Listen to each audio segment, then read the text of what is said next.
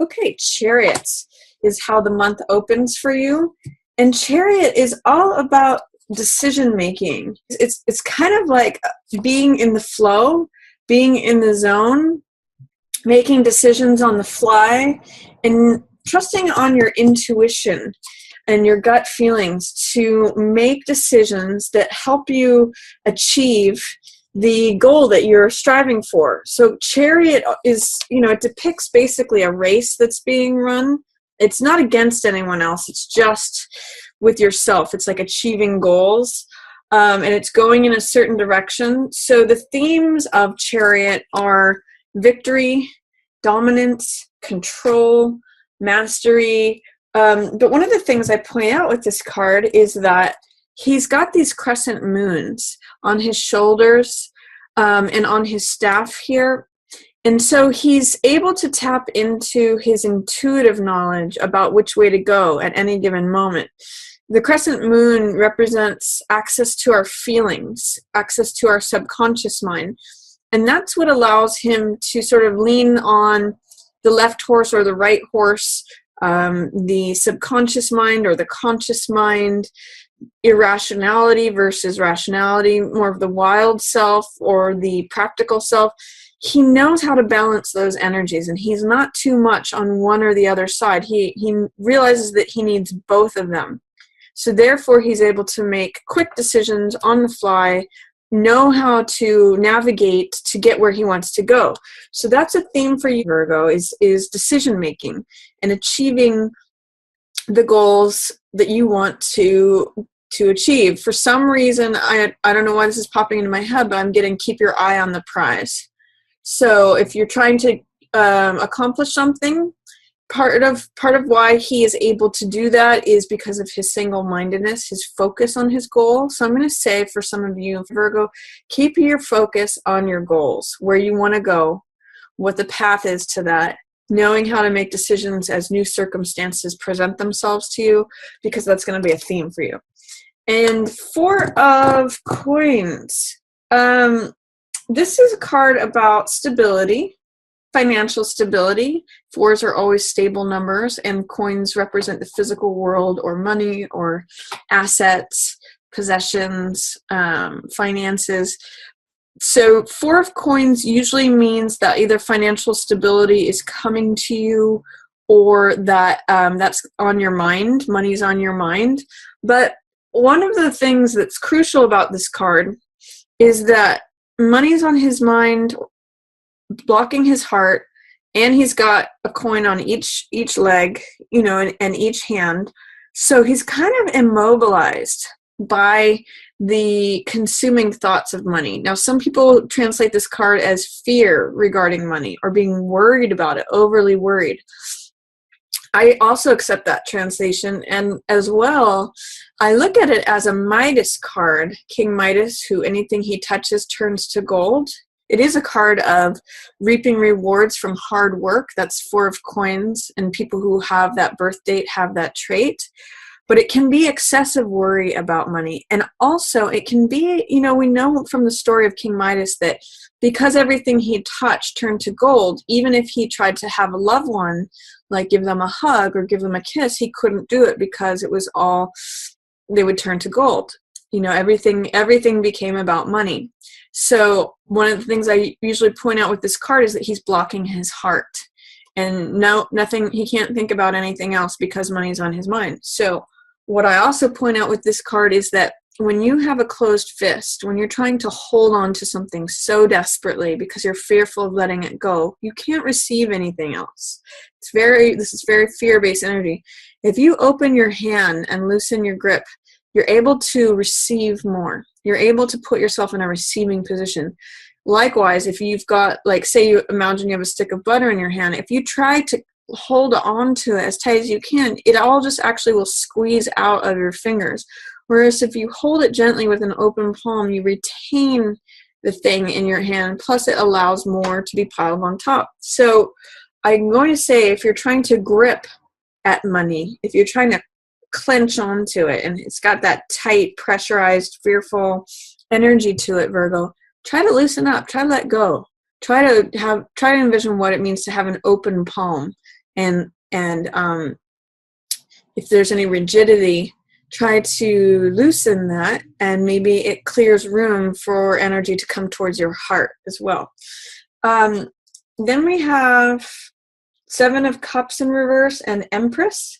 You know, what's interesting is the Empress has to do with prosperity and abundance. If you look at the difference between these two cards, this is a card being so overconsumed with money that it like literally surrounds you and immobilizes you. Empress has a different attitude towards money. She believes in the plentifulness of the world, and everything grows around her. What's interesting about these two is that everything that Four of Coins touches turns to gold, whereas everything that Empress touches grows. It becomes more abundant, more prosperous, more fulfilling, more satisfying. You know, it's life. And so I'd like you to consider the difference between these two cards, Virgo. This is a bit fearful. It's overconsumed with material possessions. It's fearfulness. This one trusts. Empress, that's why she's one of the major arcana, and this is not. Empress knows how to create. She knows how to not only receive, you know, because she's considered the pregnant mother. So not only receive sustenance or receive things being given to her, but she also knows how to nurture them, as well as how to give birth to more and allow things to grow. So see if you can contrast those two feelings, because those are both available to you. And what it may have to do with, Virgo, is identifying what's real and what's not. This is a card of fantasy and illusion. This is Seven of Cups. It means having multiple choices available to you. So I think what might be a good question when this cup comes up in the beginning of February is ask, what's a good investment of my time? What's a good choice? Because often this can be like, what's behind any of these doors, or what's behind door number 3. What you see is usually not what you get with this card, because it's got all this foggy Neptune energy. And in reverse, it's even hazier and foggier. So it's sort of like you can vaguely see that there's choices here, but you're not really sure what it is. So I'm going to say, excuse me, throat just got a little bit dry there.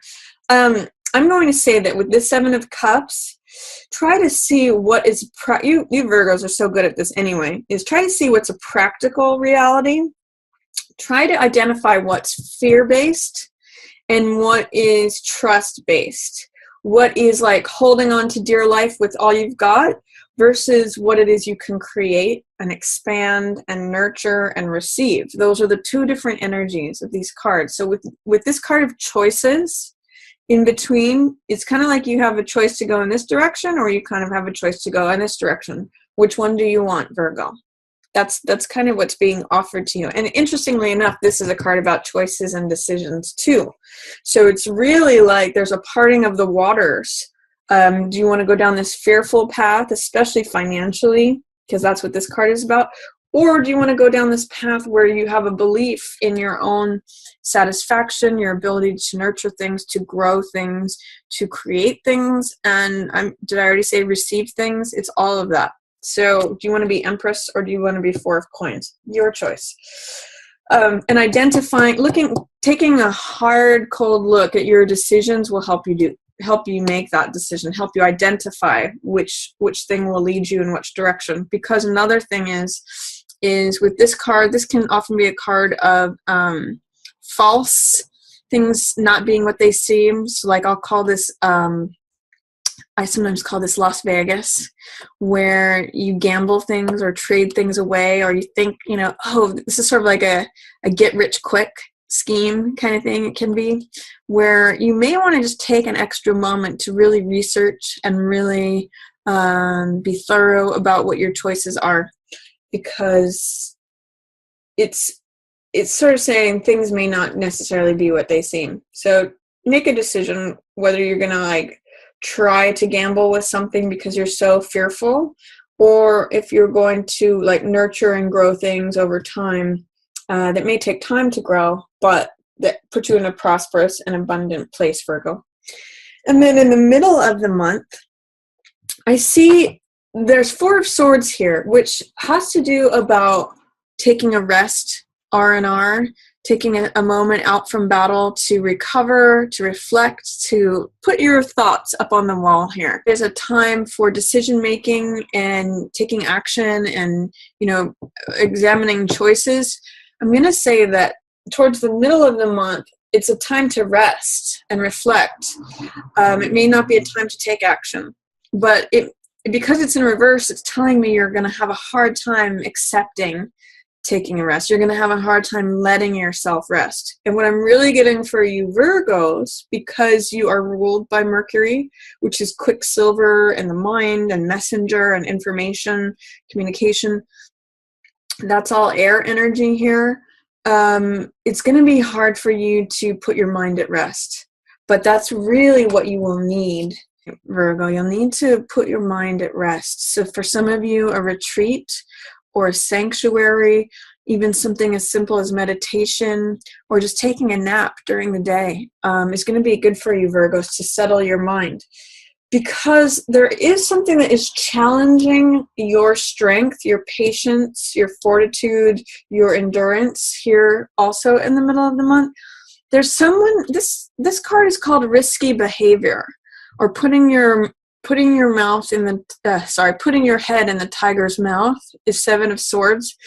You can see here that he's like running away with five of these swords. It's very me behavior. It's very like, what can I do to get away with what I need? What can I do to cover my bases, even if I have to cut corners, even if I have to do criminality, even if it hurts anyone else, I don't care. I got mine covered.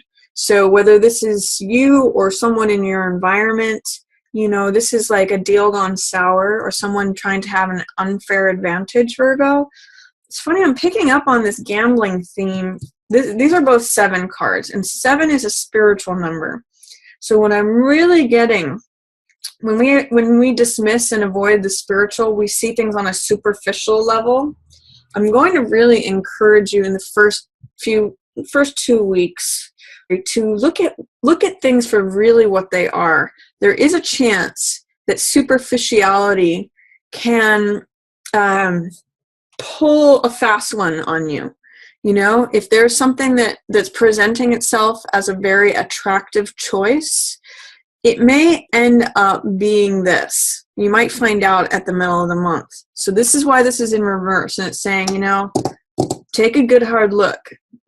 Again, when this is in the upright position, it's like things are not what they appear to be. In the reverse, it's even more covered and hidden. So really examine your choices at the beginning of the month, Virgo, because I'm seeing the 7 show up again, and it's going to try your patience. This is Strength, which is a card of, again, patience, fortitude, endurance, strength. And this card has to do with softness. It's not hard control like this. You'll see that these follow each other in the major arcana. This is card 7 and this is card 8. So she's a graduation. She's the next step of evolution from Chariot. Chariot knows how to control things through hard control of the mind.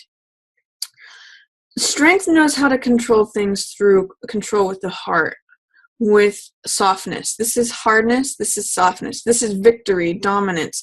She's able to achieve magical results and fantastical things, taming of the beast. She opened the lion's jaws not through strength of force or will, but through strength of endurance, compassion, softness.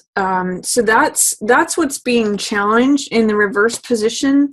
That's what is being, you may not have access to that, because see what's surrounding that is these 2 sevens cards. So again, I'm going to say any investment in superficiality or your choice towards that is going to drain your strength. So be aware of that. Be aware of not getting carried away with false promises, with things that are all that glitters is not gold, is what this says. So just be aware of that. Look at things twice, review contracts, really get to know someone before investing in them.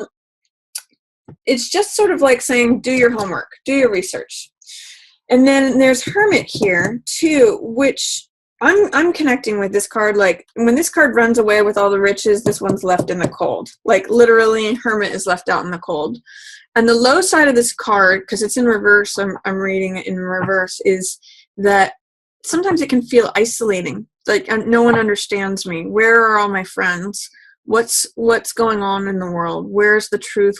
Where's the way? Where's the path? But when a card shows up, whether in reverse or not, it means that its energy is available to you. So what Hermit is about is looking at the truth. And I'll say truth with a capital T. So he is a very disciplined person.